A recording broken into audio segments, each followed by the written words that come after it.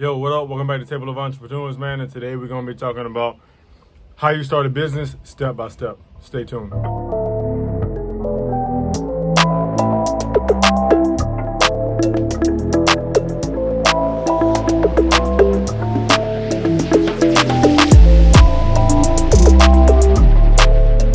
first thing to do when you're starting your business, man, is to refine your ideas. And what I mean by that is you want to figure out why, right? What's the why? Why are you starting your business? What are you trying to accomplish from your business? What is it that you want to get? Then you want to consider franchising, right? Maybe exploring, getting to like, a Chick-fil-A or, Burger King or something to that effect like that, right? On a franchising scale. You can also consider brainstorming your business name, right?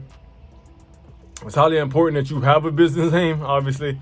Even if your business name is a no-name business, right? No name business LLC, right? And I say that jokingly, but you have to have something that ties your business to something somebody can look for, something somebody can find, right? Something that if somebody mentions it, then it drives that, idea of you, your brand, and your purpose, okay? You want to write a business plan, right? I'll probably drop a video a little bit later on talking about a business plan.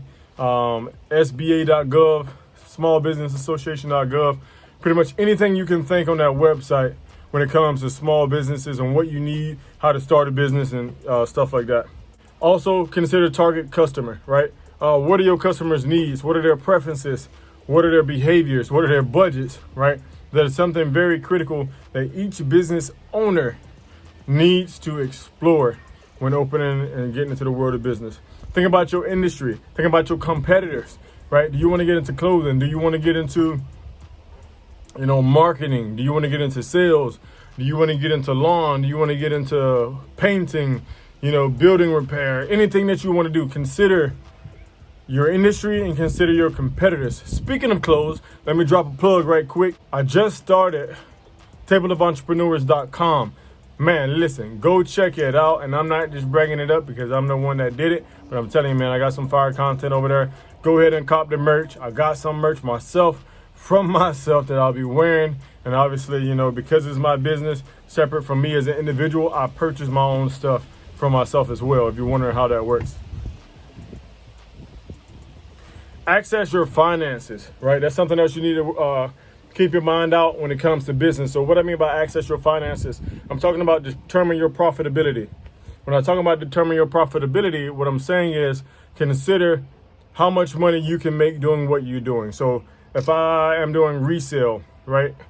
If I purchase this broom at $2, how much can I sell it for compared to the market that I'm in, right? Determine your profitability. Price, your product, or your service.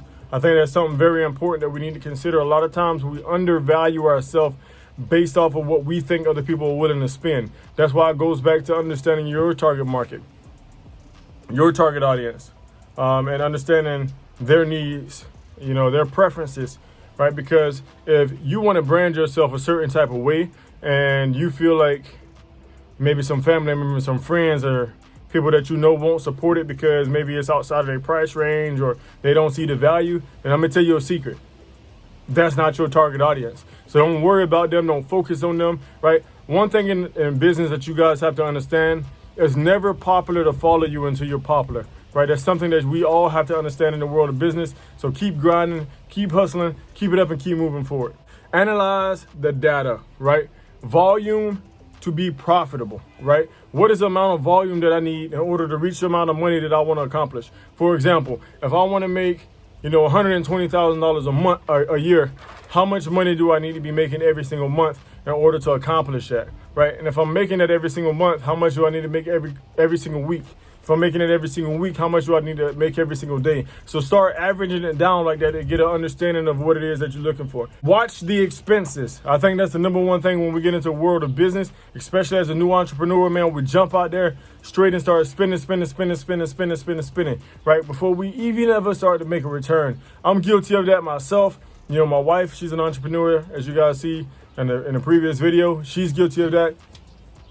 Because when you start your own business, it's easy to have all these visions and these ideas, and they just flow. And especially once you crack the can, man, it just keeps coming. So it's kind of difficult to slow yourself down and wait for a return, because you want to push out all this good content and this good product that you have, right? So make sure you are watching your expenses, right? Do not overspend. Do not overspend. Okay. Consider funding options. Some funding options that you can look at are business loans. Now, I do consider that business loans are a little bit difficult to secure and get approved for. There's a business plan that you have to write that's like 8 pages long, if not longer, depending on your specific type of business, the industry that you get into. There's a whole big old deal that you need to be able to do when you're doing about business plans, or business plans to get financed, I should say that.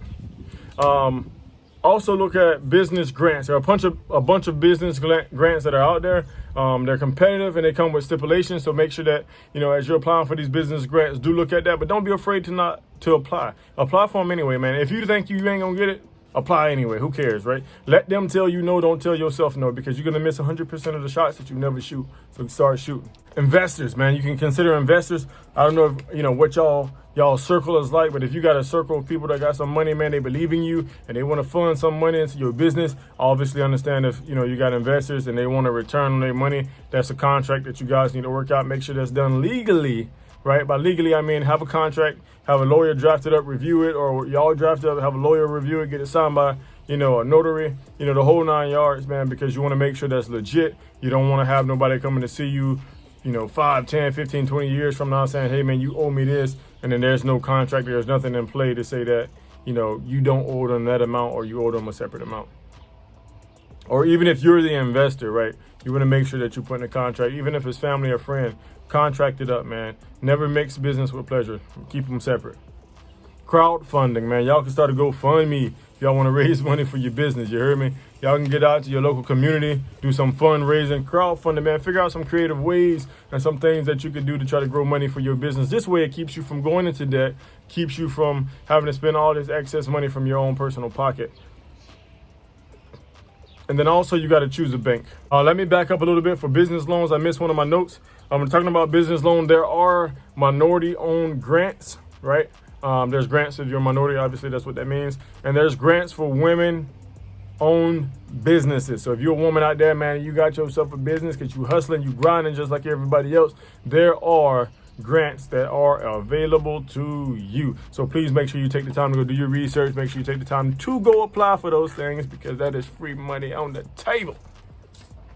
Hey, another thing I want you to do is determine your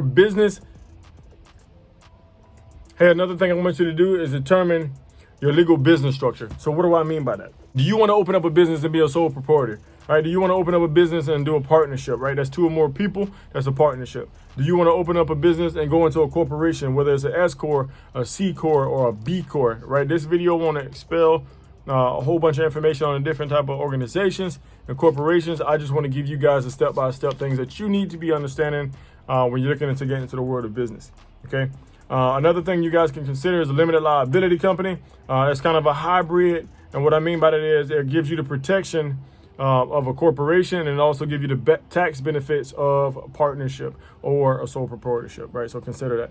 Now, you want to also make sure you register with the government and the IRS. So what I mean by that is you got to get an article of incorporation or operating agreements. You got to do doing business as. You got to do an employment identification number. You got to do income tax forms where you file in every quarter or every year, or whatever your state requires for whatever you need to do in order to say, hey, I made this much money. I'm staying on track and they're paying filing fees annually to make sure you keep your business name, keep your business going and stuff like that.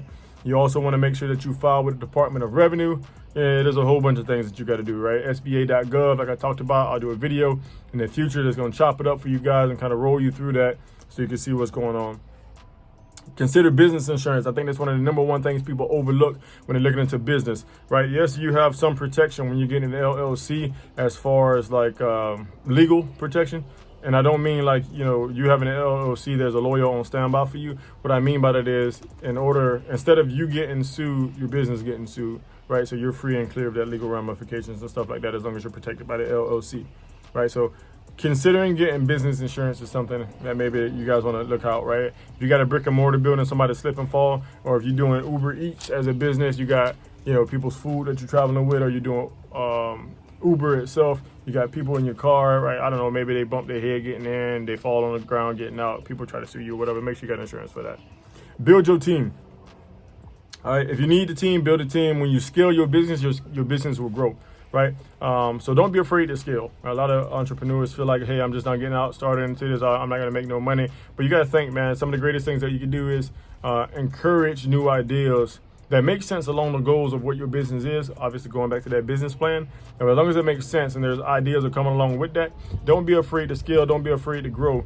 To help yourself enhance and generate, more revenue, or maybe have better customer service, or have a faster shipping time, or have, a better product line or design or something like that. Depending on the type of business you're doing, choose your vendor, right? So if you're doing wholesaling, right, choose the distributor that you're getting your stuff from. If you're doing resale, choose a distributor or a wholesaler that you're getting your stuff from, right? Somebody that has good quality, that meets your requirements, that meets the things that you're looking for in order to sell for your products. Somebody that has good shipping times, right?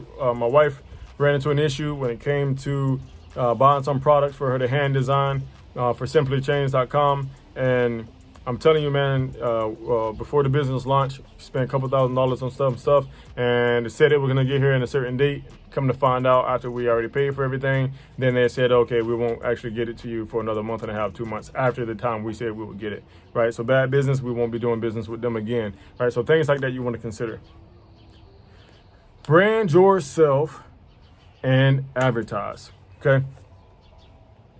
If you don't want to be the face of the business, find a brand ambassador, right? There's plenty of people out there in the world, Instagram, TikTok, whoever, right? There's plenty of people out there that are up and coming. Obviously, you don't want to go with people who are like stupid, dumb big on Instagram and all that stuff like that, because they're probably getting these offers all the time and may not be really worried about you or considering what you need. And if they do, they maybe want to charge you all these expensive fees and all this other stuff.